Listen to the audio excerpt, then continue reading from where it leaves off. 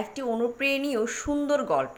একদা এক বৃদ্ধ কৃপণ ছিল, সে বাগান সহ একটি বাড়িতে বাস করত। বৃদ্ধ কৃপণ তার সমস্ত স্বর্ণমুদ্রা তার বাগানে পাথরের নিচে লুকিয়ে রাখতেন। প্রতি রাতে সে ঘুমাতে যাওয়ার আগে তার স্বর্ণমুদ্রাগুলো গুনতে তার বাগানে বেরিয়ে যেতেন। সে প্রতিদিনই একই কাজ চালিয়ে গেলেন, কিন্তু সে কখনো একটি সোনার মুদ্রাও খরচ করতেন না। একদিন এক চোর বুড়ো কৃপণকে তার স্বর্ণমুদ্রাগুলো লুকিয়ে রাখতে দেখল। যখন বৃদ্ধ কৃপণ তার ঘরে ফিরে গেল, চোর লুকিয়ে গিয়ে তার সমস্ত সোনাগুলো চুরি করে নিয়ে গেল। পরের দিন বৃদ্ধ যখন তার মুদ্রা গুনতে বের হলেন, সে দেখতে পেল যে এগুলো চুরি হয়ে গেছে এবং সে জোরে জোরে আত্মচিৎকার শুরু করে।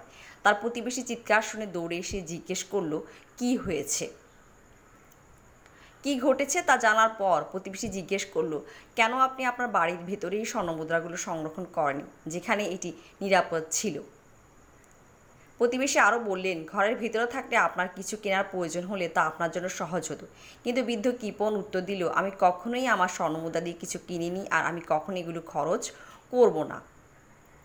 এই কথা শুনে প্রতিবেশী একটি পাথর তুলে নিল। তারপর সে বললেন, যদি তাই হয় তবে পাথরটিকে সংরক্ষণ করুন, এটা আপনার হারিয়ে যাওয়া সোনার মতোই মূল্যহীন। গল্পের নৈতিক: যে কোনো জিনিস বা বস্তুর দখলদারিত্ব যতটা গুরুত্বপূর্ণ, তা প্রয়োজনে ব্যবহার করা ততটাই গুরুত্বপূর্ণ। তা না হলে এটি মূল্যহীন।